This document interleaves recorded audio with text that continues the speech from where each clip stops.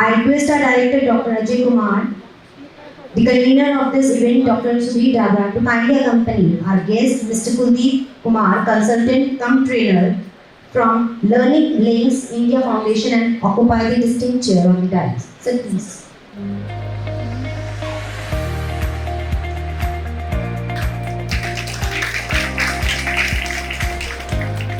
Moving ahead, I request our director to kindly address the gathering. Sir, please.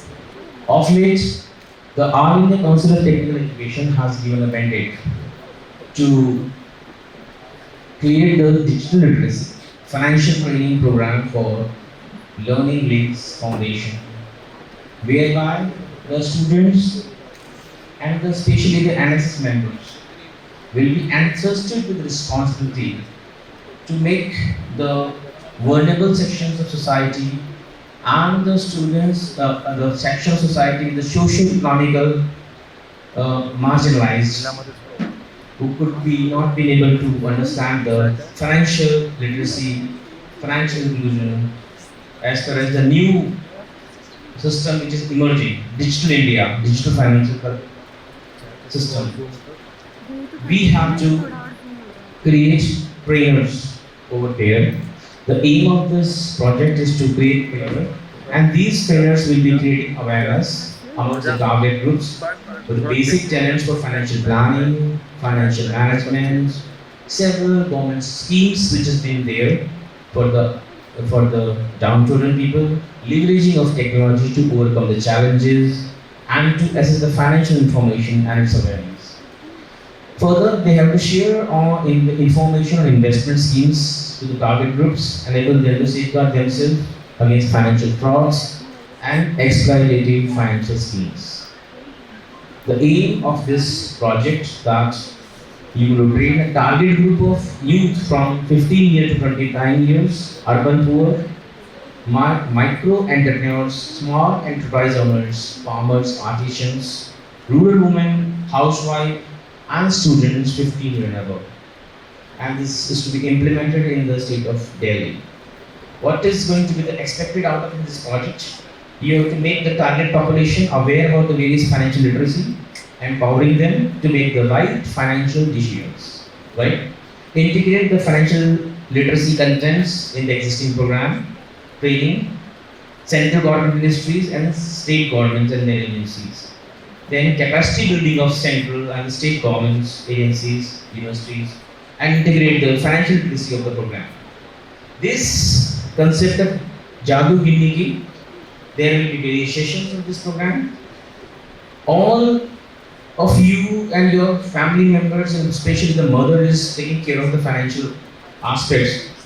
So in similar fashion, the basic financial concepts, how to keep the records of the financial diary in your home, understanding the expenses and the savings, how to affect, what is the effect of borrowing, when to borrow, what to borrow, when the borrowing is to be considered, basics of banking, what are the basic of banking is, and again, what are the safety tips with reference to ATM and the debit card, how important is to encounter an opening of an account, managing the risk factors, insurance especially, what is insurance, types of insurance, life, family, crop, and the vehicle and insurance, various central government schemes of insurance, then the investment, where you can invest, what should be the various investment instruments available to you, like investment in gold, silver, and the PO, PPF, and KBC,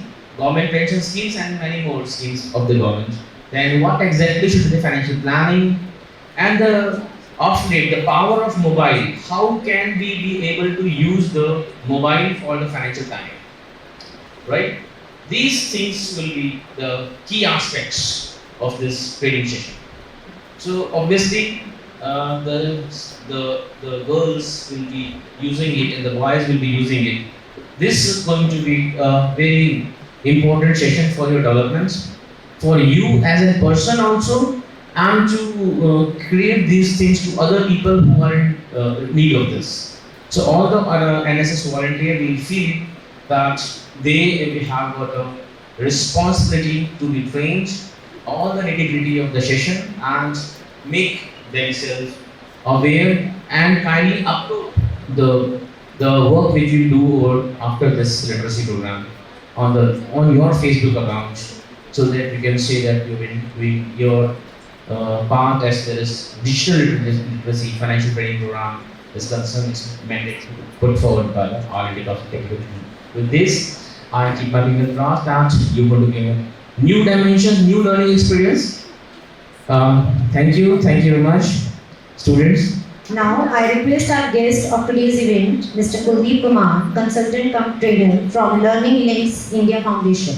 He worked in many projects like an MSDF project based upon systematic assessment reforms in association and coordination with Sarv Shiksha Abhiyan, and also in Honda project based upon skill enhancement and wellness, and Google Web Rangers India program regarding cyber security. I request you to kindly start this session. आज का जो session है वो completely एक film की तरह है, film based upon our life. It's a small film और बिल्कुल हमारी रियल लाइफ से कनेक्टेड है, राइट? जादू गिन्नी का फाइनेंशियल लिटरेसी फॉर एवरीवन। ठीक है, this program is sponsored by Vodafone India Foundation and implemented by Learning Links Foundation, right? So जादू गिन्नी का ये इस सेशन का थीम है, टाइटल है, जो भी आप कहना चाहें, इस फिल्म का नाम है। ठीक है, हैव यू हर्ड अबाउट गिन्नी? कभी किसी ने सुना हो पहले? नेवर। अभी तक दिल्ली में 20 ट्रेनिंग्स हो चुकी हैं, तो कुछ ना कुछ सुनने को मिलता है कि उन्होंने कभी सुना हुआ है गिन्नी शब्द क्या है। यस, सोना। गिन्नी एक्चुअली ऐसा वर्ड है जो हम जैसे हमारे दादा परदादा वगैरह थे, हमारे एंसेस्टर्स, उस टाइम पे गिन्नी शब्द का यूज होता था, राइट? अरशकियाँ, सोना, ठीक है, पैसे को गिन्नी, यस, गिन्नी कहेंगे बोला जाता था। सो पैसा कैसे हमारी लाइफ में मिरेकल्स करता है। अभी आज का सिनेरियो क्या है? आप लोग क्यों पढ़ रहे हैं? पैसे कमाने के लिए। पैसा किस लिए चाहिए? जीने के लिए। ठीक है, तो ये सारी चीजें हमारी लाइफ से कनेक्टेड है। ठीक है, इसलिए इस सेशन को, इस प्रोग्राम को जादू गिन्नी का नाम दिया गया। ठीक है, ताकि इसके टाइटल से ही आप देखते हैं कि एक फिल्म के टाइटल से ही काफी सारी चीजें हमें क्लियर हो जाती हैं, राइट? इसी तरीके से पैसा हमारी लाइफ में क्या रोल प्ले कर रहा है, उसका कितना इंपॉर्टेंस है हमारी लाइफ में। ठीक है, क्या हम उसको अच्छे से मैनेज कर पा रहे हैं? अगर नहीं कर पा रहे हैं तो हमें कैसे उसको मैनेज करना है, किस तरीके से इसको आगे सेव करके रखना है, ताकि हमारा जो आने वाला कल है वो सिक्योर हो, बिल्कुल सॉर्टेड हो, राइट? सो हमारे पास इस सेशन में 9 मॉड्यूल्स हैं। 9 मॉड्यूल्स जो है वो स्टेप बाय स्टेप हमें अपनी लाइफ से कनेक्ट कर रहे हैं। ठीक है, जब आप इन सेशंस को देखेंगे तो आप खुद को उस सेशन के साथ कनेक्ट करिएगा कि आप कहाँ पे खुद को स्टैंड कर रहे हैं वहाँ पे, राइट? हमारे पास जो फर्स्ट सेशन है वो है बेसिक फाइनेंशियल कॉन्सेप्ट्स। ठीक है, अभी आपको पता है इंडिया जैसी कंट्री में फाइनेंशियल इंक्लूजन जो है वो एक इम्पोर्टेंट टॉपिक बन गया है, हर एक इंस्टीट्यूशन का, हर एक हाउस होल्ड का, राइट? मानते हैं इस चीज को? गवर्नमेंट टाइम टू टाइम काफी सारी स्कीम्स जो है वो लॉन्च कर रही है। आपको पता है उन गवर्नमेंट स्कीम्स के बारे में? कुछ लोगों को मे भी पता हो, लेकिन हमें पता नहीं है कि उनका प्रोसेस क्या है, उनके लिए एलिजिबिलिटी क्या है, हम उनको कैसे अवेल कर सकते हैं, राइट? एंड लास्ट में क्या होता है कि लोग कहते हैं कि गवर्नमेंट कुछ कर नहीं रही है, ठीक है, हमारे लिए कुछ सोच नहीं रही है। सो सबसे पहले हमें ये देखना है कि जिस भी कैटेगरी के लोग हैं, ठीक है, उनका जो भी सोर्स ऑफ अर्निंग है, राइट, वो क्या है। चाहे वो रिक्शा पुलर हो, चाहे वो बिजनेसमैन है, चाहे जॉब करता है कोई पर्सन, ठीक है, वो कैसे अपने फाइनेंसेस को मैनेज करता है, हमें जस्ट ये समझना है। ठीक है, सो बेसिक फाइनेंशियल कॉन्सेप्ट्स में पहली 4 चीजें हैं। आप जॉब कर रहे हो किसके लिए? अर्निंग के लिए, ठीक है। जब आपके पास मंथ के एंड में इनकम आती है तो सबसे पहले क्या ख्याल आता है आपको? आप जो भी कैंडिडेट यहाँ पे रिस्पॉन्स करेगा प्लीज आप उसको ध्यान से सुनिएगा, ठीक है। उनका जो वो क्वेश्चन होगा, जहाँ उनकी जो भी क्वेरी होगी उसका सोल्यूशन इस प्रेजेंटेशन में ड्यूरिंग द सेशन आपको मिलते जाएंगे, ठीक है, जो भी हम डिस्कशन करेंगे यहाँ पे। इन्होंने कहा उसको खर्च करने के लिए, ठीक है, और सबका अलग अलग होगा। सेव, कितना कंज्यूम करें, कितना सेव करें, और बाकी वाले investments and management, good. And जैसे ही हमारे हाथ में अर्निंग आती है, इनकम आती है, तो हम क्या करते हैं? पहले उसको खर्च करने के लिए सोचते हैं, ठीक है। सो फाइनेंशियल जादू गिननी का जो सेशन है वो ये कहता है कि जैसे आपके हाथ में सैलरी आती है तो सबसे इंपॉर्टेंट क्या है आपके लिए? चलिए मान लो मैं आपके एग्जांपल ले लेता हूँ। आप कह रहे हो कि हमने उसको पहले खर्च करने के लिए सोचते हैं। 5,000 10,000 आपकी सैलरी थी, आपने खर्च कर दी, कुछ बचा उसमें से? आपने बचाया उसमें से कुछ पार्ट बचाया? उस सैलरी में से आपने कुछ पार्ट बचाया होगा? किसी ने नहीं बचाया? बचाने वाले कितने हैं? ठीक है, वो पार्ट आप किसके लिए सेव कर रहे हैं? फ्यूचर के लिए। ऑब्वियसली बात है, कुछ फ्यूचर प्लानिंग्स होंगी, ठीक है। अब आपके पेरेंट्स हैं, ठीक है। अब पेरेंट्स की प्लानिंग क्या रहती है अपने बच्चों के लिए? शादी, एजुकेशन।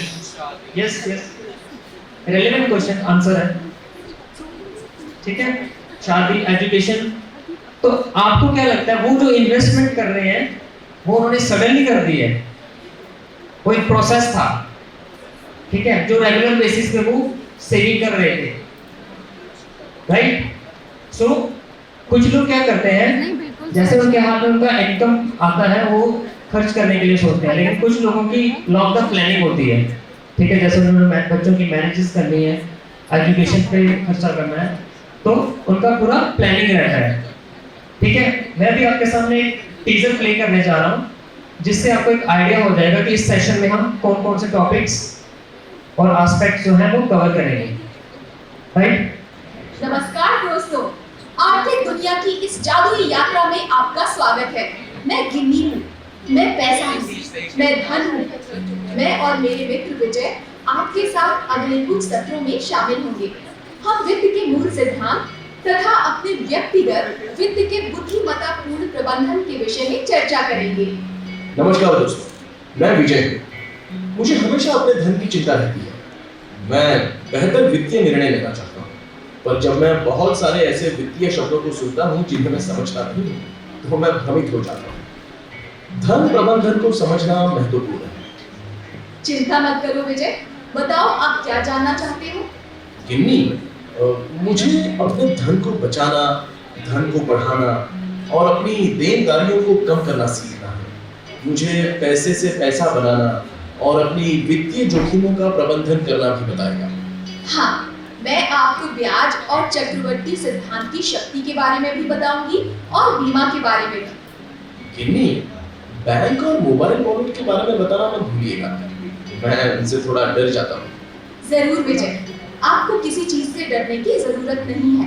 मैं वित्तीय प्रबंधन की पूरी प्रक्रिया समझाऊंगी।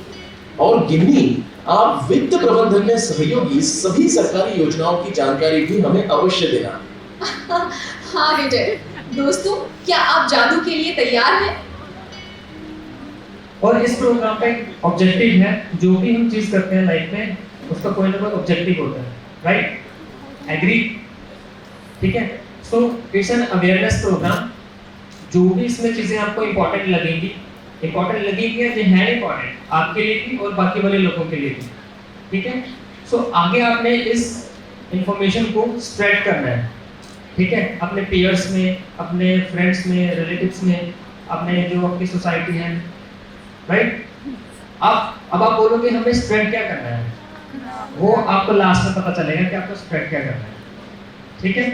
तो अभी मैं फर्स्ट सेशन इसका प्ले करने जा रहा हूँ फाइनेंशियल कॉन्सेप्ट्स का। अरे ये घड़ा फिर से खाली हो गया। मेरे पास कभी पैसे होते ही नहीं है। काश कोई guys session is quite interesting. आपको मे बी काफ़ी सारी चीज़ें पता होंगी, ठीक है, लेकिन आपने उनको अपने रियल लाइफ मदद कर सके। मैं हूं ना विजय, परेशान मत हो, मैं करूंगी तुम्हारी मदद। मैं गिन्नी हूँ, पैसा हूँ, धन हूँ। मैं ही तो हूँ जो इस घड़ी में रहा करती थी, पर आजकल मैं बहुत सारी जगहों पर रहती हूँ। मैं सबकी चहेती हूँ, पर अधिकतर लोग मेरा ध्यान नहीं रखते। बुरा लगता है, काश लोग मेरी देखभाल भी करते। गिन्नी, देखो मेरा घड़ा खाली है, इसे मैं कैसे भरूं? विजय, इस घड़े को अपनी आय से भरो। मैं आपको 4 सिद्धांतों के बारे में बताती हूँ: आय, व्यय, कर्ज और बचत। आय क्या होती है? आय आमदनी, यानी ईमानदारी और मेहनत से कमाया हुआ धन।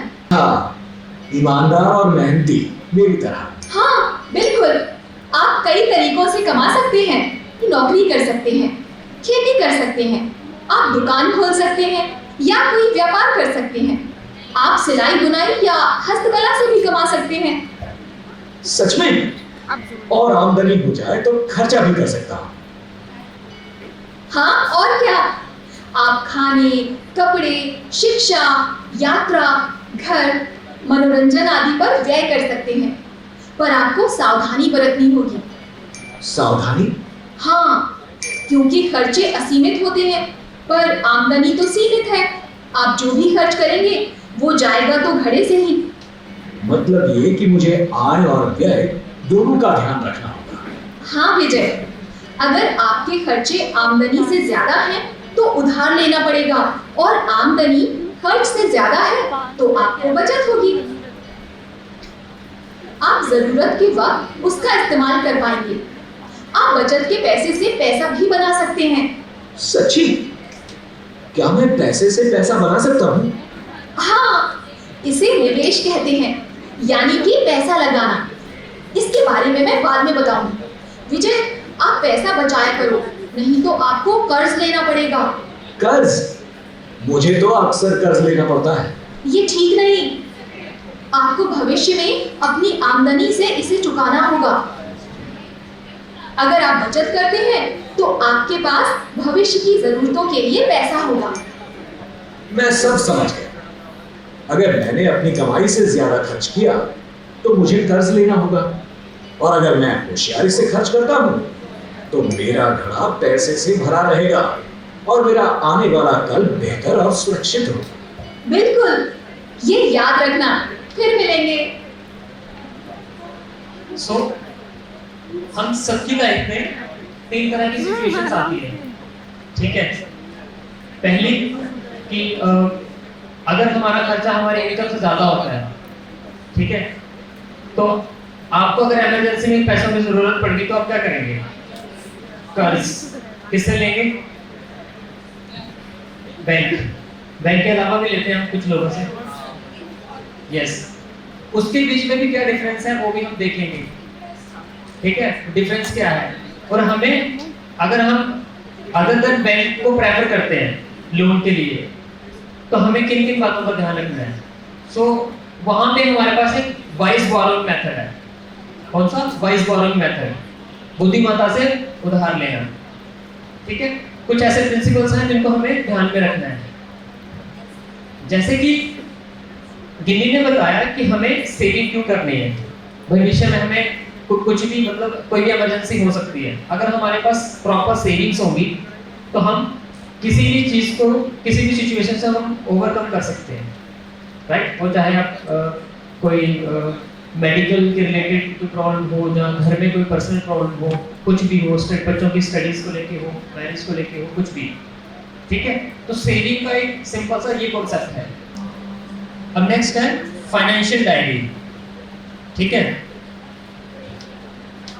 अभी आप स्टूडेंट्स हैं, ठीक है, तो मैं एक्सपेक्ट करूँ या ना करूँ, लेकिन मैं आपसे पूछना चाहूंगा कि आपकी कोई अर्निंग है अभी as a student?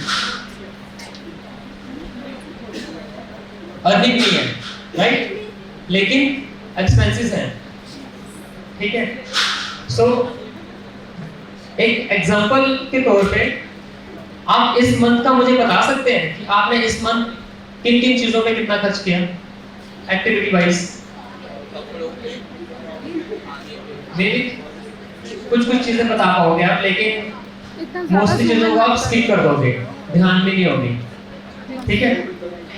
So we have financial diary. अब फाइनेंशियल डायरी का क्या रोल है हमारी लाइफ में? गिन्नी, गिन्नी कहाँ हो? हाँ विजय, बोलो क्या हुआ? गिन्नी, आपने कहा था ना कि आय और व्यय का ध्यान रखो। पर मैं ये करूं कैसे जब मुझे पता ही नहीं है मैंने कितना कमाया और कितना खर्चा किया। तो आप अपनी वित्तीय डायरी लिखा करो, इससे आपको रुपए पैसे का हिसाब रखने में सहायता मिलेगी। वित्तीय डायरी?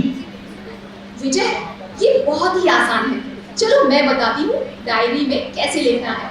कोई भी डायरी या कॉपी लो और पन्ने पर 2 भाग बना लो। बाईं तरफ आय का स्रोत और आय। अपने फाइनेंसेस को मैनेज करने का ये एक बहुत ही इम्पोर्टेंट टूल है, फाइनेंशियल डायरी। अभी तक कोई फॉलो करता है इसको? घर वाले करते हैं, ठीक है? लेकिन ये हर एक इंडिविजुअल की होनी चाहिए, भले ही आपकी अर्निंग है या नहीं है, लेकिन आप खर्चा कर रहे हो, ठीक है? तो एज ए स्टूडेंट आपकी अर्निंग क्या है? जो आपको पॉकेट मनी मिलती है, जो आपको पॉकेट मनी मिलती है वो आपकी अर्निंग है। सो आप जो भी डेली बेसिस पे अपने एक्सपेंसेस करते हो तो उसको एक फाइनेंशियल डायरी में रिकॉर्ड करो।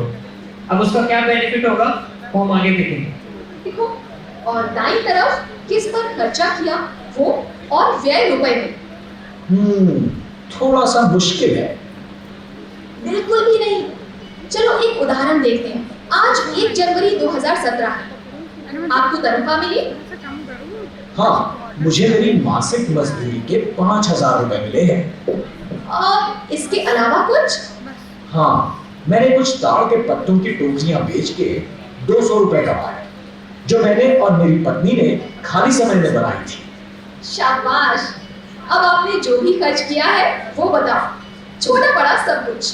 मैंने 1,000 रुपए का राशन लिया और मेरी माँ के लिए 200 रुपए की दवा और 20 रुपए की चाय पी, बस। आपने कुल खर्च किए 1220 रुपए। हाँ, बिल्कुल सही है। अब रोज अपनी आय और व्यय को डायरी में दर्ज करो और हम 1 सप्ताह बाद फिर से उसे देखेंगे। जैसा आपने कहा है मैं वैसा ही करूँगा। हाँ विजय, ये ठीक रहेगा। वित्तीय डायरी लिखने से वित्तीय प्रबंधन अच्छे से कर पाओगे। अब चलो अगली बार डायरी के साथ फिर मिलेंगे। सो फाइनेंशियल डायरी लिखने से हम फाइनेंशियल मैनेजमेंट कर सकते हैं, ठीक है? फॉर एग्जांपल आपका ये इंस्टीट्यूट है, राइट? सो जहाँ पे एक ऐसा डिपार्टमेंट है जो सारे जो आपके एक्सपेंसेस होते हैं आपके इंस्टीट्यूशन में उसका रिकॉर्ड रखता है। आप जूम इन करो। ठीक है, वो डिपार्टमेंट कौन सा है? अकाउंट्स। ठीक, कभी आप उनके पास जाएंगे तो अगर 1 रुपया भी किसी चीज पर खर्च होता है तो वो भी वो रिकॉर्ड करता है, ठीक है? उसका भी उसको बिल चाहिए होता है एक्टिविटी वाइज। उससे क्या होगा कि आपका कॉलेज जो भी ऑनर है आपके कॉलेज का, तो उनके पास एक रिकॉर्ड रहता है कि हम प्रॉफिट में जा रहे हैं कि लॉस में जा रहे हैं। उनको एनालिसिस करने के लिए उनके पास फाइनेंशियल डायरी होती है। तो सेम आपके पास भी अगर फाइनेंशियल डायरी का रिकॉर्ड होगा तो आप at the end of month तो जहाँ उसको वीकली बेसिस पे एनालिसिस कर सकते हो कि यार मैंने इस हफ्ते कितना खर्च कर दिया। मैंने घर से पॉकेट मनी ली थी 5,000, तो मैंने वो कहाँ खर्च कर दी, मेरे पास उसका कोई रिकॉर्ड नहीं है। या फिर आपके पेरेंट्स आपसे पूछते हैं मैंने तुम्हें इतने पैसे दिए थे, जब तुम पिकनिक पे गए थे इतने पैसे दिए थे, क्या क्या खर्चा, कहाँ कहाँ खर्च किए तुमने, राइट? पूछते कि नहीं पूछते हैं? होता है, ऐसी क्वेश्चनिंग होती है। सो तब आप क्या जवाब देते हो? पता नहीं, है ना, खर्च दिया बस।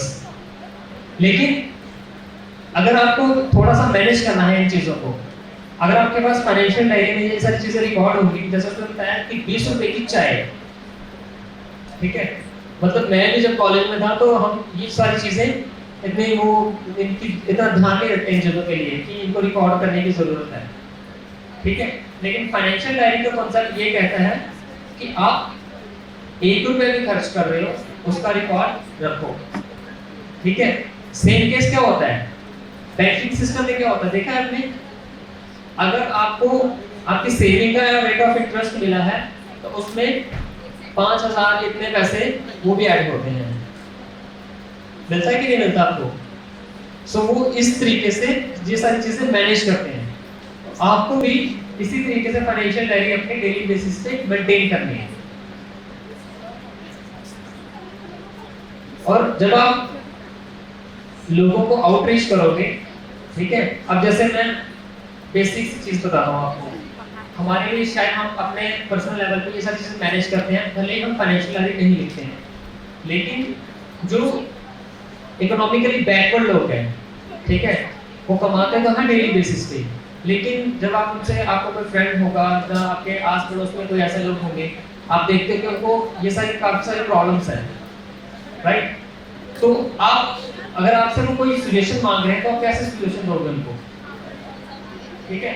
आपके पास कुछ बल्क में होना चाहिए, ठीक है, ये ऐसी सारी चीजें होनी चाहिए कि जो आप उनसे पूछ के उनको उसका सॉल्यूशन दे सको, ठीक है। तो ये एक प्रोसेस है उनकी प्रॉब्लम्स को जानने का, उनको सॉल्यूशन देने का और उनको अवेयर करने का, ठीक है। मैं मानता हूँ कि हम कॉलेज लेवल तक हैं, हमें ये सारी अवेयरनेस होगी, लेकिन हम आपको यहाँ पे as a master trainer training दे रहे हैं, ठीक है, we consider you as master trainers.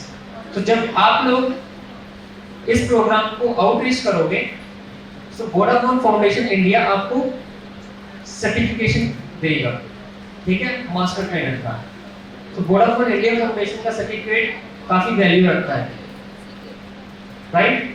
तो प्लीज आप थोड़ा सा इसको उस लेवल से देखिएगा कि हम अपने थ्रू उन लोगों को कुछ बेनिफिट दे सकें, ठीक है।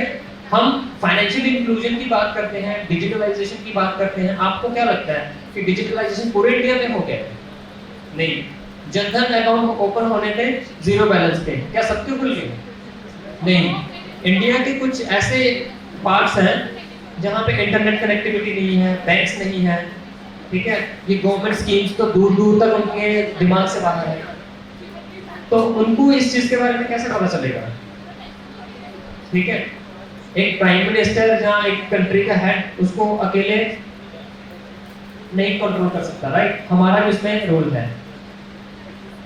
ठीक है। हम अपनी पर्सनल लाइफ में ये सारी चीजें अपने फ्रेंड्स के साथ शेयर करते हैं, या काश अगर मैं उसकी जगह पे होता तो मैं डेफिनेटली कुछ चेंज करता, है ना। हम अपॉर्चुनिटी का वेट करते हैं कि मैं जब वहां पे होऊंगा तो मैं डेफिनेटली ऐसा कुछ करूंगा, ठीक है। लेकिन हमें अपनी एजुकेशन के टाइम जब ऐसे ऐसे छोटे छोटे ऑप्शंस मिलते हैं तो हम उनको इतना सीरियसली लेते हैं, ठीक है। तो आपके लिए मैं ये कहूँगा कि बेस्ट अपॉर्चुनिटी है, इसमें नो प्रॉफिट नो लॉस है आपका, लेकिन हाँ बाकी लोगों का इसमें 100% बेनिफिट है। गिनी, मैंने अपनी वित्तीय डायरी में सब लिखा है, लेकिन क्या विजय? इससे मेरा व्यय तो कम ही नहीं हुआ। केवल व्यय को दर्ज करने से व्यय कम कैसे होगा? हमें हर खर्चे का विश्लेषण करना होगा, फिर ये मालूम करना होगा कि ये जरूरत है या चाहत, और फिर चाहतों को कम करने की योजना बनानी होगी। जरूरत और चाहत? विजय, जरूरत वो खर्चा है जो हमारे जीवन के लिए जरूरी है या आवश्यक है, और जो धन मनोरंजन, व्यसन और दिखावे की चीजों पर खर्च होता है वो चाहत है। अच्छा, तो राशन, कपड़े, पढ़ाई का शुल्क, दवाई, ये सब आवश्यकताएं हैं। विजय, आपने 1000 रुपए के कपड़े खरीदे, क्या वो कपड़े जरूरी? उस 1000 रुपए में मैंने 500 रुपए का एक रेशमी कुर्ता लिया था। पर आप कुर्ता पहनोगे कब? ये तो पता नहीं। फिर वो रेशमी कुर्ता चाहत है। और 100 रुपए की सिगरेट और 200 रुपए की प्रसाधन सामग्री भी। समझ गया। अगर मैंने 500 रुपए का कुर्ता, 100 रुपए की सिगरेट और 200 रुपए की प्रसाधन सामग्री नहीं खरीदी होती तो मुझे 800 रुपए की बचत होती। बिल्कुल सही। ये 800 रुपए किसी विपदा या अति आवश्यक कार्य में खर्च कर सकते थे या कहीं निवेश कर सकते थे। अति आवश्यक कार्य जैसे कि पिछले साल मेरी माँ का इलाज, उसके लिए मुझे उधार लेना पड़ा था। निर्भर करता है आप खर्चे का वर्गीकरण कैसे करते हो। व्यय निश्चित और अनिश्चित दोनों ही हो सकते हैं। जैसे कि आपके दोनों बच्चों का विद्यालय का शुल्क 500 रुपए निश्चित है, पर दवाई और राशन का खर्च अनिश्चित है। इसलिए आपको ध्यान से चलना होगा। और गिनी, मुझे नियमित और अनियमित खर्चों के बीच भी अंतर करना चाहिए। जैसे कि बच्चों का शिक्षा शुल्क नियमित है पर दवाई पर खर्चा अनियमित है। अरे वाह, आप तो खर्चों के विशेषज्ञ बन गए। ऐसे ही विश्लेषण करते रहना जिससे व्यय कम हो सके और बचत बढ़ सके। और हाँ, सिगरेट पीना छोड़ दो। सिगरेट पीना स्वास्थ्य के लिए हानिकारक है। अब जो लोग आपको ये बोलेंगे कि मैं कमाता तो बहुत हूँ लेकिन मैं सेव नहीं कर पाता हूँ, तो आपको उनको बस यही पूछना है कि आप खर्चा कहाँ कहाँ पे करते हो। ठीक है, आपको सिर्फ ये जानना है कि उनके नीड्स एंड वांट्स क्या हैं। वो ऐसा तो नहीं कि वो नीड्स से ज़्यादा वांट्स पे ज़्यादा खर्चा कर रहे हैं। ठीक है, तो उनको आपने सिर्फ यही बताना है, ये सजेशन देना है कि आप जो आपके लिए आपकी लाइफ की प्रीरिक्विजिट है, रिक्वायरमेंट्स हैं, नीड्स, आप एटलीस्ट पहले उनको फुलफिल करो। ठीक है, तो वांट्स पे ज़्यादा खर्चा ना करके आप सेविंग कर सकते हो। राइट? अरे विजय, बार बार ये सिक्के क्यों गिन रहे हो? परेशान क्यों हो? पिछले साल मैंने 100 रुपए अपने घड़े में डाले थे। उसी दिन मेरे दोस्त ने भी 100 रुपए की बचत की थी। आज मेरे दोस्त ने बताया कि उसकी बचत बढ़कर 100 रुपए से 108 रुपए हो गई है। उसके पास 8 रुपए ज्यादा है। अब दोनों के पास 100 रुपीज थे, उसके पास 108 कैसे आए? सेविंग करी होगी। और 8 रुपीज उसके पास कैसे आए? चोरी की। ठीक है, उसने कहीं ना कहीं इन्वेस्टमेंट किया होगा। ठीक है, जिसका उसको बेनिफिट मिला। ये अजीब नहीं है? विजय, आपके दोस्त ने बचत के पैसे कहाँ रखे थे? शायद किसी बैंक में। अब समझी, आपने घड़े में पैसे रखे और उसने बैंक में। यही फर्क है, उसने पैसे से पैसा बनाया, आपने नहीं। बैंक में पैसे रखने से क्या पैसे ज्यादा हो सकते हैं? बैंक ब्याज जो देता है। ब्याज? ब्याज क्या है? बैंक मूल राशि जमा करने पर जो अतिरिक्त धन देता है उसे ब्याज कहते हैं। पर मुझे कैसे पता चलेगा कि मुझे कितना ब्याज मिलने वाला है? ब्याज दर से। ब्याज दर? ये क्या है? जिस हिसाब से लगाए गए या लिए गए धन पर ब्याज लिया जाता है उसे ब्याज का दर कहते हैं।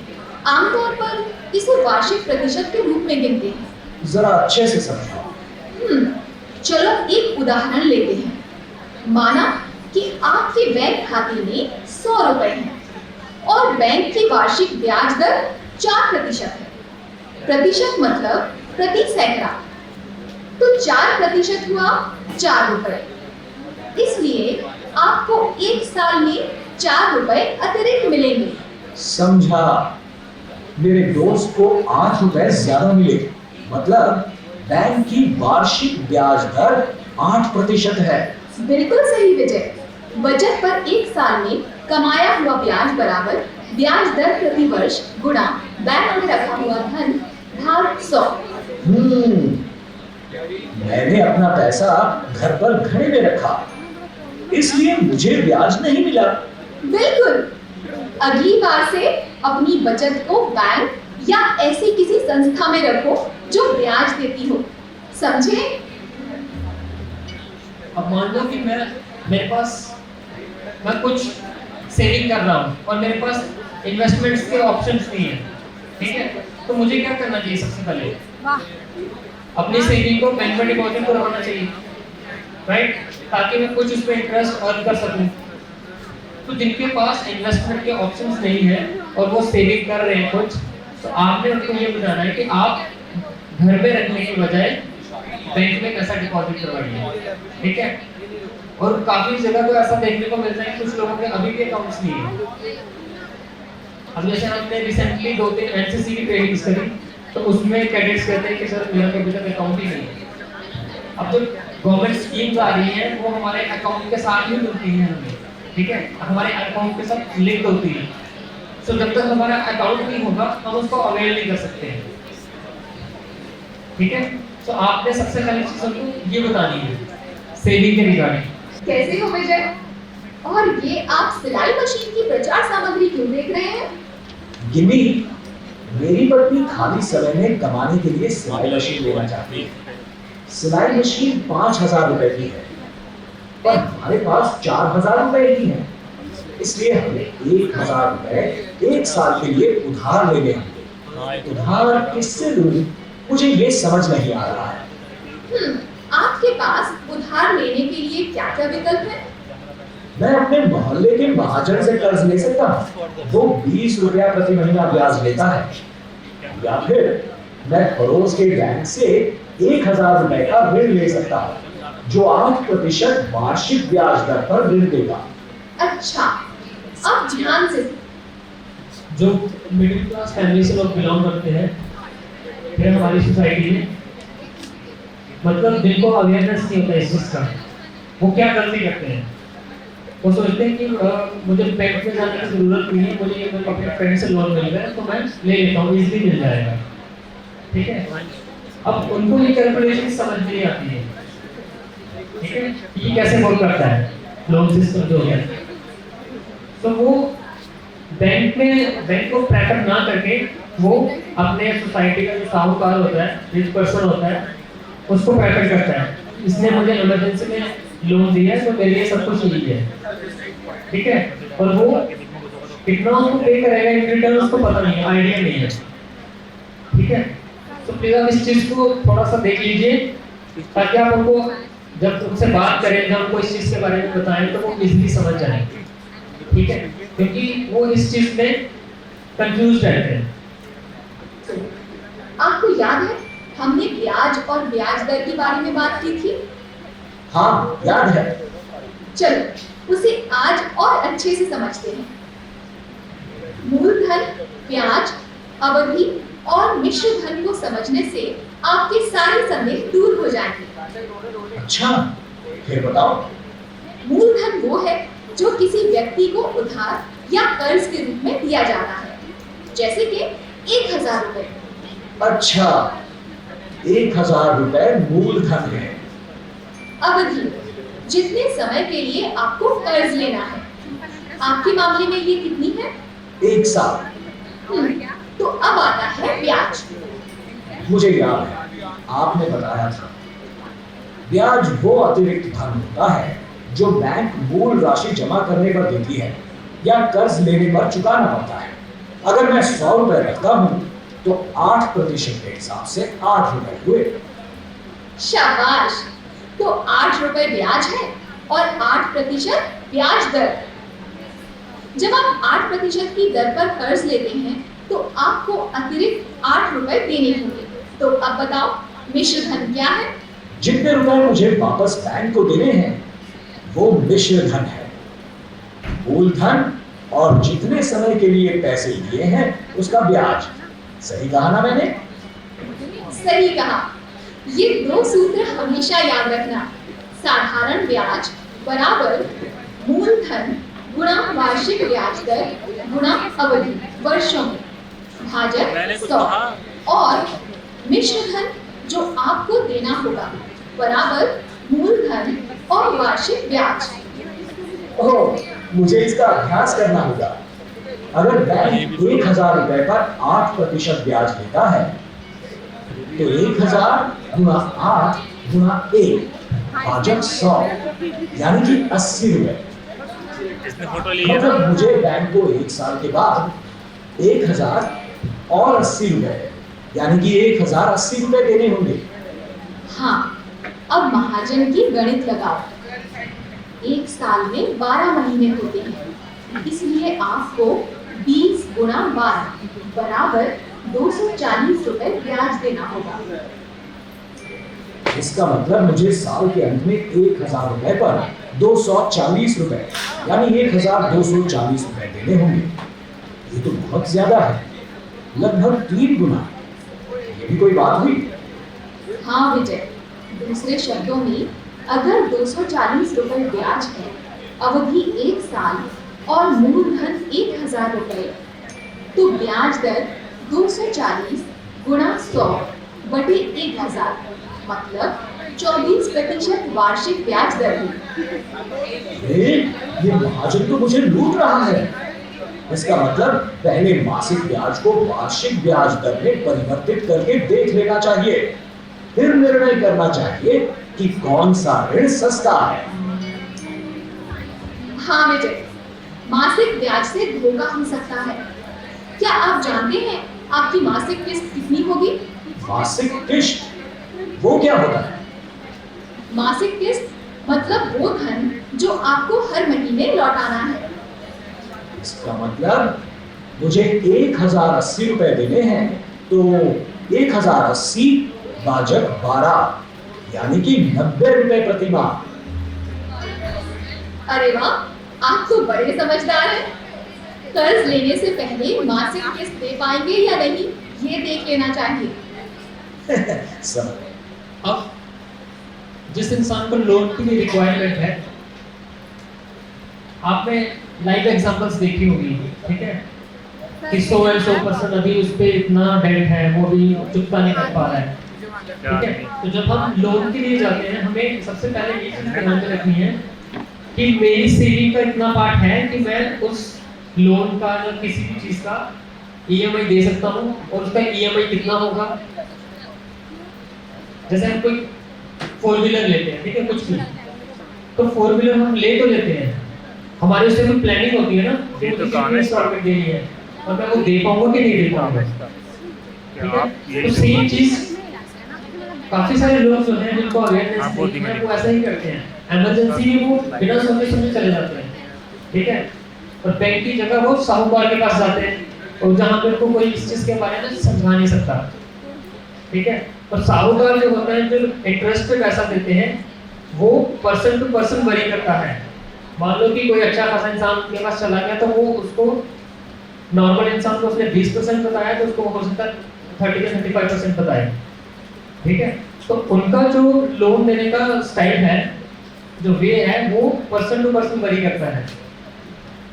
और बैंक के लिए कोई भी इंसान चला जाएगा, मिडिल क्लास, अपर क्लास, कोई भी, तो उनका जो रेट ऑफ इंटरेस्ट है लोन देने का, वो कॉमन रहेगा, ठीक है, और वो ऑथेंटिक वे होगा। मान लीजिए आप साहूकार से आपने लोन ले लिया 1 साल के लिए, क्या वो कोई ऑथेंटिकेशन देता है आपको, एविडेंस देता है, डॉक्यूमेंटेशन करता है उसका? कोई नहीं करता, ठीक है। कल को मान लो वो 1 साल बाद वो कहता है कि भाई मेरे को तो इतनी डिमांड थी, तो अभी आपको इतना इंटरेस्ट से देना पड़ेगा रिटर्न, तब आप क्या करेंगे? ठीक है, आप कहीं पे कोई कंप्लेन नहीं कर सकते, कंज्यूमर फोरम में आप कोई कंप्लेन नहीं कर सकते, क्योंकि आपके पास कोई एविडेंस नहीं है। सो आपको उन लोगों को यही बताना है कि जब भी आपको लोन का रिक्वायरमेंट होता है, ठीक है, सबसे पहले तो आप उनको शुरू से बताएंगे कि सेविंग्स का क्या रोल है, बैंकिंग की इंपॉर्टेंस क्या है, और अगर उनको फिर भी लोन की रिक्वायरमेंट रहती है तो वो प्रेफर करें बैंक के पास, ठीक है। नॉर्मल सी फॉर्मेलिटीज होती है, वो तो जरूरी है डॉक्यूमेंटेशन के लिए, लेकिन वहां से वो ज्यादा बेनिफिशियल है उनके लिए, ठीक है। कर्जदार तो मैं हूँ, मुझे लगता है हम 90 रुपए प्रति महीना दे सकते हैं। कल मैं और मेरी पत्नी जाएंगे और बैंक से ऋण लेंगे, ना कि उस महाजन से। शुक्रिया दीदी। आपका स्वागत है विजय। हाँ, एक और बात, सावधान रहना, ऋण जाल में मत फंस जाना। ये ऋण जाल क्या है? डेट ट्रैप, कोई बता सकता है? यस, जब हम मान लो हमने कोई लोन लिया हुआ है बैंक से या किसी साहूकार से, तो टाइम लिमिट होती है ना, आप उससे कमिटमेंट करते हो कि भाई हम कब लौटाएंगे, और जब आप उस टाइम पीरियड में उसको लौटा नहीं पाते तो फिर क्या होता है, उसके पास ऑप्शन आ जाता है कि वो आप एक्स्ट्रा चार्ज कर सकता है आपसे, ठीक है। तब हम हर तरीके से उस डेट ट्रैप में फंस जाते हैं। हम क्या करते हैं, हम उस लोन को चुकता करने के लिए किसी और से लोन ले लेते हैं, और वो हो सकता है वो भी ज़्यादा रेट ऑफ इंटरेस्ट पे, और आपको पहला लोन खत्म करने के लिए आपने दूसरा लोन ले लिया, ठीक है।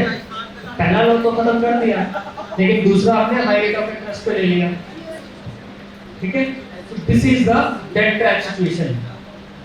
तो इससे बचना है। ऋण जाल क्या होता है? विजय, जब कभी कोई व्यक्ति अपना कर्ज नहीं चुका पाता, तब वो अपना पहला कर्ज चुकाने के लिए दूसरा ऋण लेता है। अब व्यक्ति पहला ऋण चुकाने में सफल तो हो जाता है, पर यदि साथ साथ उसकी आर्थिक स्थिति में कोई खास सुधार नहीं होता है, तब उसे अपना दूसरा ऋण चुकाने के लिए तीसरा ऋण लेना पड़ता है, और इस तरह वो अंतहीन ऋण के दुष्चक्र में फंस जाता है। अगर ऋण उच्च ब्याज दर पर हो तो इसकी संभावना बढ़ जाती है। उच्च ब्याज दर ऋण, जैसे कि उस महाजन का ऋण 24% वार्षिक साधारण ब्याज। अब मैं समझ गया गिन्नी कि कैसे कोई ऋण जाल में फंस सकता है। मैं सफल रहूंगा। शुभकामनाएं विजय। और हाँ, मासिक किस्त समय पर चुकाना, और जब भी आपको उधार लेना हो, बुद्धिमत्तापूर्ण विकल्प जैसे कि बैंक को ही चुनना।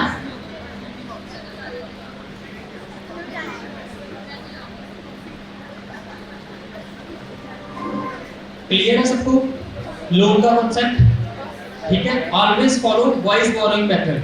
अब जनधन अकाउंट खोलने के क्या बेनिफिट्स हैं वो भी अभी आपको पता चल जाएंगे, ठीक है। क्या आप अपनी बचत उसमें जमा करते हो?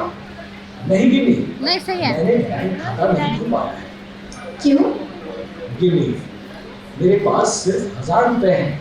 मुझे शर्म आती है, कहीं बैंक कर्मचारियों ने मेरी अपेक्षा की तो। आपको शर्माने की कोई जरूरत नहीं है। आप बिना पैसे के भी खाता। क्या बैंक आपको बोलता है कि आपको डिपॉजिट करवाने के लिए मिनिमम इतना अमाउंट होना चाहिए? बोलता है? वो उस अकाउंट में जो जनधन योजना अकाउंट नहीं है, लेकिन अंडर जनधन योजना जो अकाउंट है उसमें आप 50 रुपीज 100 रुपीज करवा सकते हो, ठीक है। अब कुछ लोग बोलते हैं कि शायद को शर्म आती है, ठीक है। तो अगर उनको शर्म आती है तो वो थोड़ी देर और सेविंग करके देन उसके बाद डिपॉजिट करवा सकते हैं। ये मैं बात कर रहा हूँ जनधन अकाउंट की। बाकी वालों का अलग ही क्राइटेरिया रहता है। कुछ में तो ऐसा रिक्वायरमेंट होता है कि आपको जैसे 5,000 आपका सेविंग में रहना चाहिए, ठीक है। और कुछ बैंक्स में वो 500 1000 से वो ओपन करते हैं अकाउंट, ठीक है। बट जनधन योजना अकाउंट में ऐसा नहीं है, जीरो बैलेंस में आपका अकाउंट ओपन होता है। खोल सकते हो, वो भी बिना न्यूनतम राशि की बाध्यता के।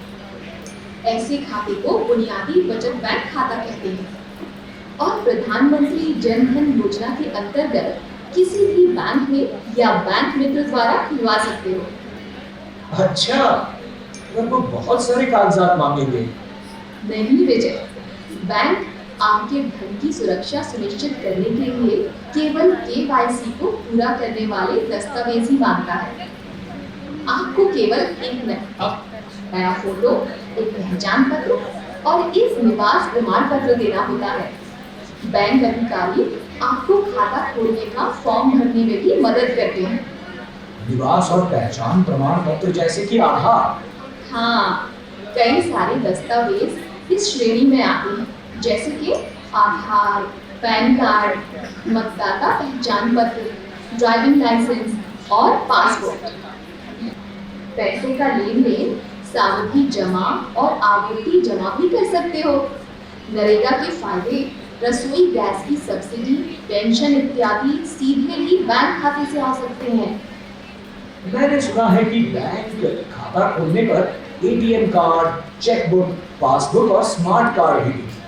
अब ये सब चीजें जो अदर देन जनधन योजना अकाउंट्स हैं, अगर आपको ATM ये सारी चीजें लेनी तो कुछ पे करते हो ना, चार्जेस लगते हैं।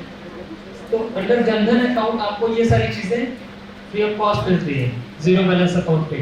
रुपे डेबिट कार्ड ये इंडियन कॉन्सेप्ट है, ठीक है। अभी जो आप लोग एटीएम के लिए अप्लाई करेंगे तो जो आपको बेसिक सा मिलता है डेबिट कार्ड, वो रुपे डेबिट कार्ड ही मिलेगा। अगर आपको रिक्वायरमेंट है तो प्रीमियम कार्ड लेने की तो वीज़ा जैसे वो ले सकते हैं आप, लेकिन नॉर्मली लोगों को रुपे डेबिट कार्ड इशू किया जा रहा है, ठीक है। जनधन अकाउंट के साथ passbook, chequebook, RuPay debit card, ठीक है, ये free of cost zero balance का मिल रहा है। क्या इन सब चीजों को घर पर रखना सुरक्षित है? विजय, बैंक आपकी सुविधा के लिए आपको इंटरनेट और मोबाइल बैंकिंग की आईडी भी देता है। और हाँ, अगर आप सामान्य सुरक्षा निर्देशों का पालन करते हैं तो ये सब आप घर पर सुरक्षित रख सकते हो। क्या सुरक्षा दिशा निर्देश के लिए? जैसे कि सारी चीजें एक सुरक्षित स्थान पर रखो, ताला लगाकर, किसी को भी राशि रहित चेक ना दो और ना ही हस्ताक्षर किए हुए बेनामी चेक रखो। राशि रहित मतलब खाली चेक? समझ गया। और एटीएम कार्ड? आप एटीएम कार्ड को अपने बटुए में रख सकते हो और उससे कोई भी खरीदारी कर सकते हो। खरीदारी? पर एटीएम कार्ड से खरीदारी कैसे हो? एटीएम कार्ड से खरीदे हुए सामान का और बिल तथा अन्य सेवाओं का भुगतान किया जा सकता है। किसी को भी अपना पिन ना बताएं, ना ही किसी कागज पर लिख कर रखें। पिन मिल जाने पर कोई भी आपका पैसा चुरा सकता है। अच्छा, मैं ध्यान रखूंगा। इसका मतलब ये है कि मुझे इंटरनेट और मोबाइल बैंकिंग की जानकारी ना हो। आपके मेहनत से कमाए हुए धन की सुरक्षा के लिए पासवर्ड और भी कोई फोन करके ये कहे कि मैं क्या आपको कभी कोई ऐसे कॉल्स आए हैं कि हम आपका एटीएम अपग्रेड करना चाहते हैं, आप इंफॉर्मेशन दीजिए, या आपको स्पैम ईमेल्स आए हैं, you want this much of amount, ठीक है, डॉलर्स में, और काफ़ी अच्छी अच्छी कंपनी से टैग लगे होते हैं उसमें, ठीक है। पहली चीज़ ये ध्यान देनी है कि जब आपने किसी चीज़ के लिए अप्लाई नहीं किया है तो आपकी लॉटरी नहीं लग सकती, ठीक है। और ऐसी ईमेल्स का रिप्लाई भी नहीं करना है, ठीक है। हम बिना सोचे समझे उस पर रिप्लाई कर देते हैं कि अपना नाम, ये सारी चीज़ें बता देते हैं। जो हैकर्स होते हैं उनके पास ऑलरेडी ये डिटेल्स होती हैं, वो सिर्फ वेरीफाई करने के लिए कि ये वही पर्सन है, क्या डिटेल उसका सेम है, ठीक है। डेटा उनके पास होता है, ये सब आप लोग अच्छे से जानते हैं कि डेटा कोई भी ले सकता है कहीं से। और जो आईटी में साउंड है तो उनको तो ज़्यादा ही ट्रिक्स आते होंगे इस चीज़ के लिए, ठीक है। तो ऐसे फेक कॉल्स का रिप्लाई नहीं करना है। किसी को भी फ़ोन टेलीफोन पे ये इन्फॉर्मेशन नहीं देनी है कि हम आपके बैंक से बोल रहे हैं और आप हमें ये इन्फॉर्मेशन दीजिए, वेरीफाई करवाइए, हम आपका एटीएम अपडेट करना चाहते हैं। बैंक कभी भी अपने कस्टमर को कॉल नहीं करता है किसी भी सर्विस के लिए कि आप टेलीफोन पर कोई इन्फॉर्मेशन दीजिए। अगर उनकी रिक्वायरमेंट होगी वो बोलेगा पर्सनली विजिट करिएगा, दैट्स इट, ठीक है। तो आजकल ये उनके लिए जिन लोगों को अवेयरनेस नहीं है, क्योंकि आजकल हर चीज़ जो है वो फ़ोन के मीडियम से हो रही है, ठीक है। स्कीम्स आ रही हैं तो लोगों को ये लगता है सब्सिडी, एलपीजी, ये सब कुछ आजकल डायरेक्ट अकाउंट में जा रहा है, तो हर चीज़ ऐसे ही हो रही है, ठीक है। तो वो क्या करते हैं, जब भी उनको कोई ऐसा कॉल आता है तो वो फटाक से उनको इन्फॉर्मेशन दे देते हैं कि गवर्नमेंट से कॉल आया होगा तो किसी भी डिपार्टमेंट से, तो शायद हमारे लिए कोई स्कीम है, तो वो इजीली उनको ये सारी इन्फॉर्मेशन प्रोवाइड करवा देते हैं, ठीक है। तो उनको ये बताना है कि कोई भी इंस्टीट्यूशन, बैंक हो या इंश्योरेंस हो, कोई भी पर्सनली कॉल नहीं करता है और पर्सनली कॉल पे भी डिटेल्स नहीं लेता है, राइट। विजय, ये आप आम के पेड़ को टकटकी लगाए क्या देख रहे हो? ये भी मैं सोच रहा हूँ कि काश ऐसे भी पेड़ पर लगते जैसे कि आम लगते हैं। विजय, पैसे पेड़ पर तो नहीं लगते, पर बचत करने और निवेश करने से बढ़ जरूर सकते हैं। पैसा कैसे बढ़ता है गिन्नी? जल्दी बताओ, मैं भी पैसा बढ़ाना चाहता हूँ। विजय, आपको याद है मैंने बताया था कि आप ब्याज कमा सकते हो। ब्याज भी पैसा ही होता है। आप ब्याज पर भी ब्याज कमा सकते हो। इसे चक्रवृद्धि ब्याज कहते हैं। चक्रवृद्धि ब्याज इस पावर ऑफ कंपाउंडिंग, ठीक है। कंपाउंड इंटरेस्ट जो है, लोगों को ये भी पता है कि इतना पता है कि हमें इंटरेस्ट मिलता है सेविंग्स पे, लेकिन जैसे जो लॉन्ग टर्म पॉलिसीज होती है, एफडीज होती है, अगर किसी ने 1 साल के लिए रखी है तो उस पर जो उसका एग्जिस्टिंग रेट ऑफ इंटरेस्ट है वो बैंक वो देगा। अगर वो अगेन 1 साल के लिए एक्सटेंड करते हैं, ठीक है, तो बैंक उस पर भी उसको रेट ऑफ इंटरेस्ट देता है। और जैसे कि आपकी सोसाइटी में एक शॉप है, राइट, मतलब एक सिंपल से एग्जांपल देता हूँ मैं। आपकी सोसाइटी में एक शॉप है, आप उसके रेगुलर कस्टमर हैं, ठीक है, आपके साथ हुआ होगा ऐसा, आप रोज सामान लेते हो, पे करते हो, सामान लेते हो, पे करते हो। कभी ऐसा हुआ है कि कभी कुछ पैसे कम पड़ गए और उसने बोला कि कोई बात नहीं चलेगा, हुआ? अगर कोई न्यू कस्टमर जाता है तो वो उसको 1 रुपया भी नहीं छोड़ेगा, है ना, चाहे उसके लिए वो 2000 का नोट करके चेंज करके देगा, कुछ भी। तो सेम केस वैसा है, आप बैंक के रेगुलर कस्टमर हो, आप काफ़ी टाइम से उसमें सेविंग्स अपने डिपॉजिट्स करवा रहे हो और आपने एफडीज भी ली हुई है। 1 साल तक आपने 50,000 1 लाख रुपए डिपॉजिट रखा, उस बैंक को दे रखा पैसा, फिर आप अगेन 1 साल के लिए उसको एक्सटेंड कर रहे हो, तो वो उस चीज़ पे आपको एक्स्ट्रा बेनिफिट देता है। जो भी एफडी का मान लीजिए 6.5 कुछ भी रेट ऑफ इंटरेस्ट है, वो तो मिलेगा ही मिलेगा, उसके ऊपर आपको अलग से रेट ऑफ इंटरेस्ट मिलेगा, ठीक है। विजय, अब किन विचारों में खोए हो? दीदी, मैं ये सोच रहा हूँ कि अपने धन को कैसे बढ़ाया जाए। विजय, अब सोचना बंद करो और अपने धन के प्रबंधन के लिए वित्तीय योजना बनाना शुरू करो। आप सही कह रही हैं दीदी, मुझे अपने धन का प्रबंधन शुरू कर देना चाहिए। वित्तीय नियोजन मीन्स फाइनेंशियल प्लानिंग, ठीक है, जो हर किसी के लिए इम्पोर्टेंट है। क्या है? आप मुझे इसका तरीका बताएं। वित्तीय योजना बनाने की प्रक्रिया एक निरंतर चक्र के समान है। आप वित्तीय लक्ष्य निर्धारित करके इसे शुरू कर सकते हो। वित्तीय लक्ष्य? हाँ विजय, वो कौन से वित्तीय लक्ष्य हैं जो आप पाना चाहते हैं?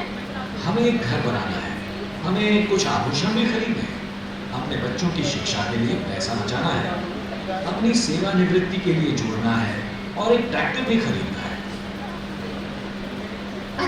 ठीक है, ये सब हमारे पास मतलब हमारी जो फ्यूचर की प्लानिंग्स है, ठीक है, आपके सभी पेरेंट्स की होगी, ठीक है, अकॉर्डिंग टू प्रायोरिटी बेसिस पे। प्रायोरिटी बेसिस पे हमारे पेरेंट्स ये सारी प्लानिंग्स करते हैं, ठीक है। उनके पास ऑप्शंस ये हैं।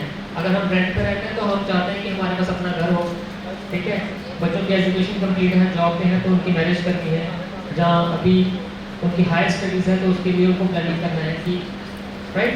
तो प्रायोरिटी बेसिस पे हमारे पेरेंट्स ये सारी प्लानिंग्स करते हैं, ठीक है। अच्छा, अब हर लक्ष्य को पाने की समय सीमा निर्धारित करो और हर लक्ष्य की प्राप्ति के लिए कितने धन की आवश्यकता है वो मालूम करो। और कौन सी चीज़ हमें कितने टाइम पीरियड में चाहिए, कब तक चाहिए, ठीक है, ज़रूरत के हिसाब से, और उसके ऊपर क्या हम उतना पे कर पाएंगे जितना हमारे पास सेविंग है, ठीक है। मालूम नहीं मेरे पास सोर्स ऑफ इनकम तो उसके लिए जॉब है, ठीक है, और कुछ नहीं है, तो घर की नीड्स निकाल के और क्या मेरे पास इतना कुछ पार्ट सेविंग कर पा रहा हूँ मैं कि मैं ये सारी चीज़ों के लिए प्लान कर सकता हूँ। तो प्रायोरिटी बेसिस पे मुझे प्लान करना है, और उसके लिए जो आप बोल सकते हो जैसे EMI हमने पे करनी होती है तो हम उसको अलग से निकाल लेते हैं, तो वैसे ही हमने उस चीज़ को लिए उस चीज़ के लिए अलग से सेविंग्स करनी है, ठीक है, फाइनेंशियल प्लानिंग। आपको अपने लक्ष्यों की प्राप्ति के लिए कितने रुपए प्रतिमाह बचाने होंगे इसका हिसाब लगाओ। ये क्लियर है?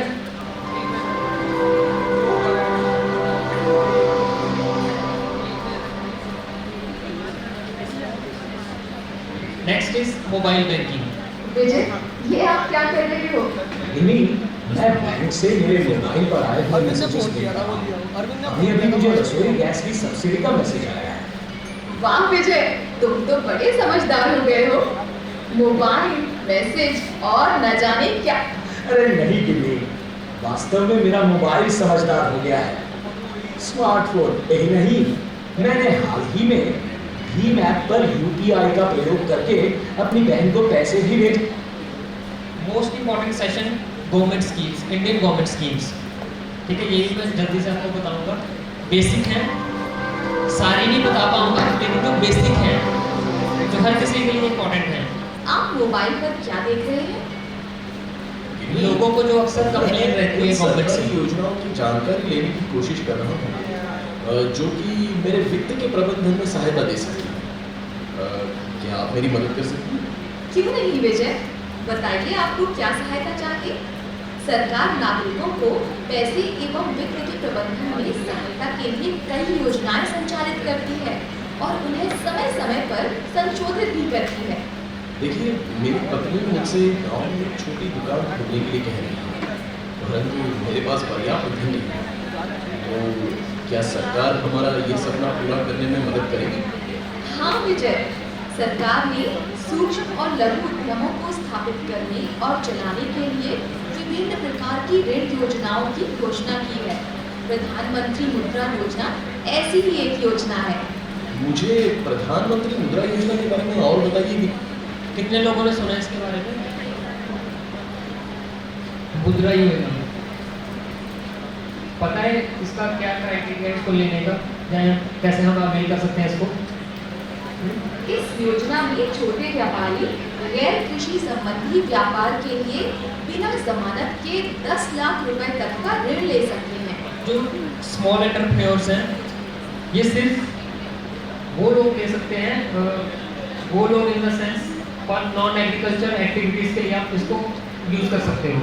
एग्रीकल्चरल कोई भी एक्टिविटी होगी उसको उस पर आप इसको यूज़ नहीं कर सकते। ठीक है, मान लो आपका कोई फैमिली बिजनेस है, आप उसको एक्सपेंड करना चाहते हो, जहाँ खुद का कोई बिजनेस शुरू करना चाहते हो, कोई मशीनरी लेना चाहते हो, कोई व्हीकल लेना चाहते हो फॉर बिजनेस, तो अंडर मुद्रा योजना आपको 3 कैटेगरी में लोन मिल सकता है। पहली कैटेगरी में आपको अप टू 50,000 लोन मिलेगा। ठीक है, सेकंड कैटेगरी में 50,000 से 5 लाख एंड थर्ड में 5 लाख टू 10 लाख तक। ठीक है, इसमें कोई भी ज़्यादा विटनेसेस जहाँ कोई एविडेंस देने की ज़रूरत नहीं है आपको कि आपको लोन लेना, क्योंकि ये सारी फॉर्मेलिटीज़ आपको फुलफिल करनी पड़ेगी। बेसिक सी चीज़ें होंगी जो आपको देनी होगी। ठीक है, कि आप क्या बिजनेस करना चाहते हो, आपका सोर्स ऑफ अर्निंग क्या है, कहाँ पे आप इसको एस्टेब्लिश करना चाहते हो, फिर आइडिया जो भी आपका आइडिया होगा उस बिज़नेस को लेके वो आप बैंक को बताओगे, तो जो भी फॉर्मेलिटीज़ होंगी वो फुलफिल करके आपको ये लोन मिल जाएगा। ठीक है, और इसमें काफ़ी लो रेट ऑफ इंटरेस्ट है जो आपको इन रिटर्न पे करना है, अदर देन बाकी जो इंस्टीट्यूशन से हम लोन लेते हैं। ठीक है, ये हर बैंक में अवेलेबल है जो नेशनलाइज बैंक्स हैं, मुद्रा योजना। ठीक है, तो आप अगर आपको लगता है कि आपके नियर बाय या आपके रिलेटिव्स में कोई ऐसा पर्सन है जिसकी ये रिक्वायरमेंट है, जहाँ वो सोच रहा है अपना बिजनेस एक्सपेंड करना, लेकिन उसके पास फाइनेंस इतना नहीं है कि वो इस चीज़ को आगे कंटिन्यू कर सके, तो आप उसको सजेस्ट कर सकते हो इस चीज़ के लिए और व्यापार शुरू कर सकते हैं। अरे वाह, तो मैं देश के किसी भी नामित बैंक की शाखा से इस योजना के तहत ऋण ले सकता हूं? अपने मित्रों को भी इसके बारे में बता सकते हैं। ये सहायता सभी छोटे व्यवसायों के लिए उपलब्ध है, जैसे कि निर्माण इकाई, दुकानदार, फल और सब्जी विक्रेता, ट्रक चालक, मरम्मत की दुकान और अन्य मशीन चालक आदि। मैं हमारे बैंक की शाखा या फिर हमारे गांव में सूक्ष्म वित्तीय संस्था प्रतिनिधि के पास जाऊंगा। तो अब जो सूक्ष्म बैंक प्रतिनिधि क्या है, जिसको हम बैंक मित्र बोलते हैं। ठीक है, सुना आपने इसके बारे में? बैंक मित्र ये हर एक बैंक का बिजनेस कॉरेस्पॉन्डेंट होता है। जैसे कि विलेजेस में, रिमोट एरियाज में जहाँ पे बैंक नहीं है, वहाँ पे बैंक अपना एक बिजनेस कॉरेस्पॉन्डेंट भेजता है।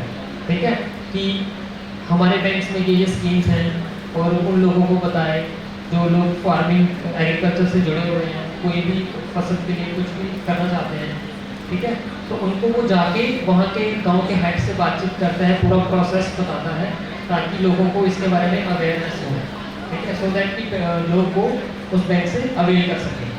सो बैंक मित्र का रोल ये है, मतलब ये मोबाइल बैंक बोल सकते, चलता फिरता बैंक है। जहाँ पे बैंक नहीं होता, जहाँ ब्रांच नहीं होती, तो वहाँ पे बैंक मित्र ये चीज़ें बताता है। और इस योजना के विवरणों की जांच करूंगा। ऐसा लगता है कि एक नहीं और कुछ विजय? गिनी, मैं अपनी बेटी के भविष्य के बारे में बहुत चिंतित हूँ। हम Very, चाहते very हैं कि important for उसे अच्छी शिक्षा girl मिले child. और हम उसकी शादी के लिए भी बचत करना चाहते हैं। तो हमें क्या करना चाहिए? उसके अब पेरेंट्स की अपनी बेटियों को लेकर क्या टेंशन होती है? शादी और उनकी हायर एजुकेशन, ठीक है। सुकन्या समृद्धि योजना फॉर गर्ल चाइल्ड, इसके बारे में सुना आपने? Have you heard about Sukanya Samriddhi Yojana? No. Sukanya Samriddhi योजना स्पेशली फॉर गर्ल चाइल्ड, ठीक है। ये उन लड़कियों के लिए है जिनकी एज अभी 10 साल से कम है, मतलब लड़की के बर्थ से लेके उसके 10 साल पूरे होने तक, ठीक है। इसमें क्या है, ये इंडिया की एक इकलौती गवर्नमेंट स्कीम है जिसमें सबसे ज़्यादा रेट ऑफ इंटरेस्ट मिलता है। इनिशियली ये 9 पॉइंट समथिंग था, एग्जिस्टिंग जो है 8.1% है सुकन्या समृद्धि योजना पे। किसी एफडी में भी इतना रेट ऑफ इंटरेस्ट नहीं मिलता है, ठीक है। मैच्योरिटी जो इसका है लड़की के 21 साल तक होने का है, राइट। 21 साल में मैच्योरिटी होगी और आपको फुल बेनिफिट मिलेगा। 3 टाइप्स ऑफ ये कैटेगरीज हैं जो टोटली टैक्स एग्जम्प्टेड है, इस पर किसी तरह का कोई टैक्स नहीं है, राइट। अगर आप इसको 21 साल से पहले विड्रॉ करना चाहते हैं तो सिर्फ आप 18 साल के बाद ही करवा सकते हैं, 18 साल से पहले विड्रॉ नहीं करवा सकते, और तब आपको 50% बेनिफिट मिलेगा इसका, ठीक है। और ये स्पेशली फॉर उनकी एजुकेशन के लिए, मैरिज के लिए, और गवर्नमेंट भी इसमें अपना कॉन्ट्रीब्यूशन करती है, राइट। हर एक पोस्ट ऑफिस में सुकन्या समृद्धि योजना स्कीम जो है वो अवेलेबल है, और कुछ एक बैंक है जो नेशनलाइज्ड है, वहाँ पे आपको पता करना पड़ेगा कि आपके बैंक में ये स्कीम अवेलेबल है या नहीं। बाकी हर एक पोस्ट ऑफिस में ये अवेलेबल है। बाकी आप देखिए आपके रिलेटिव्स में, आस पड़ोस जो भी लोग हैं जो इस कैटेगरी में फॉल करते हैं, तो आप उनको इस चीज़ के बारे में बताइए, ठीक है। एटलीस्ट उनकी ये टेंशन खत्म हो। अभी कुछ दिन पहले कुछ अमेंडमेंट हुई है इसमें। इनिशियली 1000 इसमें मिनिमम डिपॉजिट था एनुअली, मैक्सिमम 1,50,000 था। 1,000 से लेकर 1.5 लाख तक आप इसमें अपना कंट्रीब्यूशन कर सकते हो, ठीक है। लेकिन अब 2 साल चलने के बाद इसमें पता चला कि कुछ लोग 1,000 रुपये भी डिपॉजिट नहीं करवा सकते, ठीक है। 3 वीक्स बैक क्या हुआ कि इसमें अमेंडमेंट हुआ है, 1000 से इसको घटाकर 250 रुपये कर दिया गया है।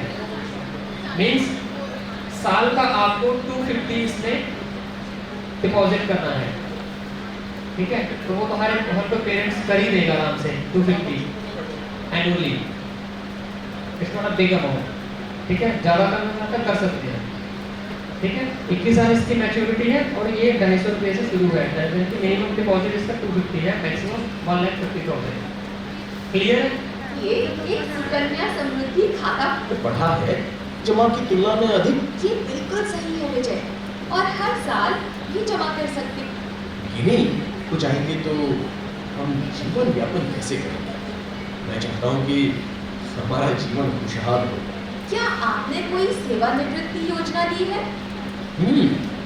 गिनी, मैं अटल पेंशन योजना लेने की सोच रहा हूँ। बैंक मित्र ने बताया कि 60 अटल पेंशन योजना, ये तो सुना होगा आपने। This is for those people जो अनऑर्गेनाइज सेक्टर से बिलोंग करते हैं, ठीक है। गवर्नमेंट सेक्टर में जो है उनको तो ऑलरेडी उनका पीएफ ये सब करता है, लेकिन जो लोग अपना बिजनेस करते हैं, जहाँ प्राइवेट सेक्टर से बिलोंग करते हैं, उनका क्या प्लानिंग है अपने फ्यूचर को लेके कि आफ्टर 60 इयर्स, ठीक है, अगर उनके हाथ पैर नहीं चलेंगे तो वो कहाँ से सर्वाइव करेंगे, ठीक है। तो उनके लिए अटल पेंशन योजना है, ये भी जनधन अकाउंट के साथ मिलती है। जैसे मैंने आपको शुरू में बताया था कि जनधन के साथ 2-4 स्कीमें हैं जो आपको मिलती हैं, ठीक है। तो अटल पेंशन योजना ठीक है, बस आपको अप्लाई करना है। अटल पेंशन योजना जो है इसमें मिनिमम पेंशन जो है 60 इयर्स के बाद 1000 से लेके 5000 तक आपको पेंशन मिलेगा। ये डिपेंड करता है कि आप इसमें कितना कंट्रीब्यूट करते हो, कितना अमाउंट। और मिनिमम जो इसमें रिक्वायरमेंट है कंट्रीब्यूशन करने की ईयर्स में वो 20 साल है, यानी कि आप 18 साल से लेके 40 साल के बीच कभी भी आप इसको ले सकते हो। अगर आप 40 साल में भी इसको लेते हो तब भी आपके पास 20 साल है कंट्रीब्यूशन करने के लिए, ठीक है। अगर आप 40 ईयर्स में भी लेते हो तो तब भी आपके पास 20 साल है और आप कर सकते हो 20 साल कंट्रीब्यूट। तो 60 ईयर्स के बाद आपको पेंशन मिलना शुरू हो जाएगी, ठीक है। योगदान के अनुसार ये पेंशन राशि 1,000 रुपए से ये प्लीज़ आप उन लोगों को बताइएगा जिनको एक्चुअली ज़रूरत है इस चीज़ की। 5,000 रुपए प्रति माह हो सकती योजना की सदस्यता की उम्र KYC किया हुआ बैंक खाता है। और जनधन खाता होगा उसके साथ। और हाँ, अब जो लोग चाहते हैं कि मैं जनधन खाता चाहता हूँ लेकिन मेरा ऑलरेडी खाता है, वो लोग अपना वो पिछला जो अकाउंट है उसको जनधन में मर्ज करवा सकते हैं, ठीक है। अगर वो ये सारे बेनिफिट्स चाहते हैं, अटल पेंशन योजना, जन सुरक्षा योजना, तो वो अपना अकाउंट उसमें मर्ज करवा सकते हैं। इसलिए आपको आपको मुझे प्रधानमंत्री जन धन योजना के बारे में क्या है और मैं अपने दोस्तों और रिश्तेदारों को भी इसके बारे में बता रहा हूँ। मैं उन्हें बताता हूँ कि PMJDY एक राज्य से वित्तीय सेवाओं जैसे कि बैंकिंग, बचत तथा जमा खाते, ठीक है। इसमें एक स्कीम मेंशन भी की है, अटल सुरक्षा योजना, ठीक है, और जीवन ज्योति बीमा योजना। अटल सुरक्षा योजना एक्सीडेंटल इंश्योरेंस है, ये भी आपके जनधन अकाउंट के साथ मिलती है। इसमें आपको 2 लाख तक का एक्सीडेंटल इंश्योरेंस मिलता है, ठीक है। ये डिपेंड करता है कि एक्सीडेंट का परसेंटेज क्या है, डिसेबिलिटी कितना है, ठीक है। इसमें एनुअली आपका 12 रुपये अकाउंट से ऑटोमेटिकली डेबिट होगा अगर आपने अवेल की हुई है, ठीक है, फॉर 1 ईयर। आफ्टर 1 ईयर फिर ये एक्सटेंड होगा, ठीक है। 12 रुपये आपके खाते से कटेंगे 1 साल के लिए और आपको 1 साल के लिए इंश्योरेंस मिल जाएगा एक्सीडेंटल, राइट। दूसरा है प्रधानमंत्री जीवन ज्योति बीमा योजना, लाइफ इंश्योरेंस, ठीक है। उसमें आपके जो है 320 कुछ ऐसे हैं, ठीक है। 320 रुपये अकाउंट से कटेंगे, ठीक है, आपके खाते से। जो आपका प्रधानमंत्री जन धन अकाउंट है वो भी 1 साल के लिए होगा। 1 साल के लिए आपके 320 कटेंगे आपको लाइफ इंश्योरेंस के, उसमें भी 2 लाख का इंश्योरेंस कवर है, ठीक है। आप नॉमिनी वगैरह फिल करिए, अगर इनके फ्यूचर में ऐसी कोई मिसहैपनिंग होती है तो आपके फैमिली को वो चीज़ इंश्योरेंस की जो अमाउंट है, क्लेम है, वो मिलेगा, ठीक है। अदरवाइज क्या होता है कि जब हमें इंश्योरेंस लेने होते हैं अदर देन ये जीवन ज्योति बीमा योजना, सुरक्षा योजना के अलावा, तो हम और इंस्टीट्यूशंस को अप्रोच करते हैं, तो वहाँ पर उनका क्राइटेरिया अलग रहता है। तो ये स्पेशली उन लोगों के लिए है जो लोग खाना बनाने सेक्टर से बिलोंग करते हैं, आप लोग भी ले सकते हैं, ठीक है। लेकिन उनको ध्यान में रखते हुए इस चीज़ को डिज़ाइन किया गया उनके लिए, ठीक है। तो ये कुछ बेसिक स्कीम्स थी। देयर आर लॉट्स ऑफ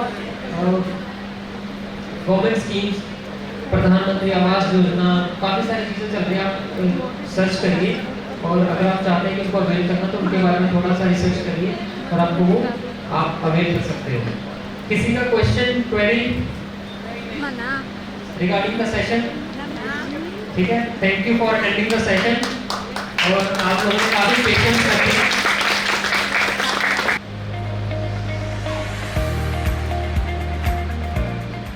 नमस्कार, मैं हिमांशी राघव और आप देख रहे हैं टेक्निया टीवी।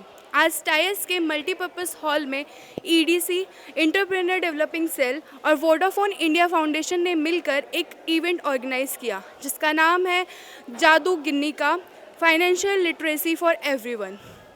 ये फाइनेंस के ऊपर एक इवेंट था जिसमें बच्चों को फाइनेंस से रिलेटेड इन्फॉर्मेशन दी गई। इस वक्त हमारे साथ मौजूद हैं लर्निंग लिंक्स के इंडिया फाउंडेशन से ट्रेनर जिनका नाम है मिस्टर कुलदीप कुमार। सर, आप जैसे कि आप फाइनेंस में काफ़ी टाइम से काम कर रहे हैं, तो आपको क्या लगता है कि बच्चों के लिए फाइनेंस अभी से इतना ज़रूरी क्यों है? देखिए, सबसे पहले तो मैं आपको थोड़ा प्रोग्राम का ओवरव्यू बता दूं। Actually this program is sponsored by Vodafone India Foundation and implemented by Learning Links Foundation. So हमारा जो इसमें रोल है, इंडिया जैसी कंट्री में फाइनेंशियल इंक्लूजन एक इम्पॉर्टेंट एक एस्पेक्ट बन गया है। ठीक है, हर एक चीज़ हाउस होल्ड की रिक्वायरमेंट है। सो फाइनेंशियल इंक्लूजन के अंडर लोगों को अभी तक उनके फाइनेंसेस उनको कैसे मैनेज करने हैं, या फिर उनको किस तरीके से अपनी प्लानिंग्स करनी है फाइनेंस को लेके, उनके ये इश्यूज़ ही अभी सॉर्ट आउट नहीं हो पा रहे हैं। सो वोडाफोन फाउंडेशन ने अपने CSR प्रोग्राम के अंडर ये इनिशिएटिव लिया है कि लोगों को गवर्नमेंट तो अकेले अवेयर नहीं कर सकती है, तो क्यों ना हम थ्रू मास्टर ट्रेनर्स एक उन्होंने प्लेटफॉर्म तैयार किया कि जो इंस्टीट्यूशंस में जाके हम एज ए मास्टर ट्रेनर्स को ट्रेन करके और आगे वो मास्टर ट्रेनर्स फर्दर आउटरीच करेंगे ताकि एंड बेनिफिशरीज़ को इसका बेनिफिट मिल सके। अभी हम ये प्रोग्राम 15 स्टेट्स में कर रहे हैं, और NCC जो कि डिफेंस का एक अलग विंग है, नेशनल कैडेट कोर, NCC हम पूरे पैन इंडिया कर रहे हैं। तो दिल्ली में अभी तक हमने 10 से 15 NCC कैंप्स में डिफरेंट कैंप्स में बॉयज़ की गर्ल्स की कैंप्स में हम सेशंस कर चुके हैं, और जो AICT के रिकॉग्नाइज्ड एंड एफिलिएटेड कॉलेजेस हैं और दिल्ली DU के, उनमें भी हम सेशंस कर रहे हैं। तो अभी हमारा ये मेन फोकस यही है कि सबसे पहले तो स्टूडेंट्स को इस चीज़ का नॉलेज हो, ऑलरेडी उनको है, लेकिन रियल लाइफ में हम इनको प्रैक्टिस में नहीं करते हैं। जैसे फाइनेंशियल डायरी का कॉन्सेप्ट था, हमारे एक्सपेंसेस तो हैं लेकिन हम कभी भी उनको रिकॉर्ड नहीं करते हैं। तो वहीं से ये सारी चीज़ें शुरू हो जाती हैं फाइनेंशियल मैनेजमेंट की। फाइनेंशियल डायरी एक अच्छा टूल है यहाँ पे जो इस प्रोग्राम में बताया गया है जादूगिन्नी में। तो ये थे हमारे साथ मिस्टर कुलदीप कुमार, जिनके अकॉर्डिंग हमें अपनी फाइनेंस कंडीशन को सुधारने के लिए एक सोच समझकर फैसले लेने चाहिए। कहाँ पैसा लगाना है, कहाँ पे बचाना है, इसकी समझ हर एक इंसान को होनी चाहिए। इसी के साथ कैमरामैन सौरभ के साथ मैं हिमांशी राघव, टेक्निया TV, दिल्ली।